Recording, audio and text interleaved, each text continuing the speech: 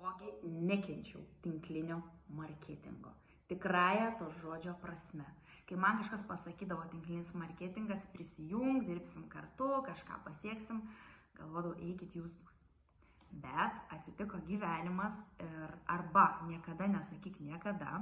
Ir į šią industriją aš papuoliau visiškai per klaidą, ieškodama saugaus skalbiklio savo mažyliai.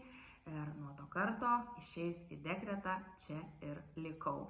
Nes supratau, kad jeigu moteris gali, galiu ir aš. O tuo tarpu mėgaudamasi pirmais mažyliais kartais, ne visada jaučiausi gerai. Norėjosi ir savirealizacijos, ir kažkokių pokyčių, ir kažkokios veiklos gyvenime. Ir supratau, kad čia galime labai daug. Ir šiai dienai aš esu dėkinga, kad būtent esu Čiogan kompanijos dalimi, nes čia atradau ne tik kokybiškus itališkus produktus, kuriuos vartoju kiekvieną dieną, bet daug daugiau.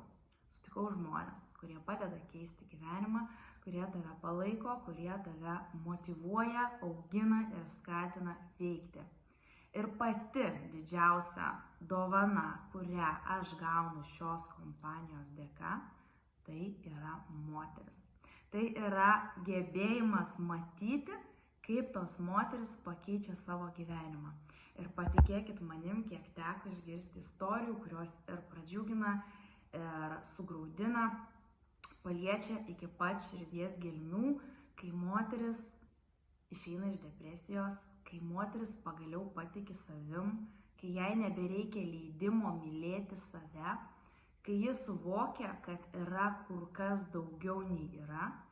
Ir kai matai, kai tos moteris atsiskleidžia, iš pilkų pelyčių pražysta, tampa pasitikinčios, laimingos, tai patikėkit manim, tai yra geriausia dovana ir tikrai dainuoja širdis. Jeigu tu esi viena iš tokių moterų, kuri irgi nori į savo gyvenimą įsileisti tuos pokyčius ir suprasti, kad moteris gali daug daugiau, tai susisiek su manimi ir aš tau papasakosiu, kaip šios kompanijos dėka tu gali auginti sparnus.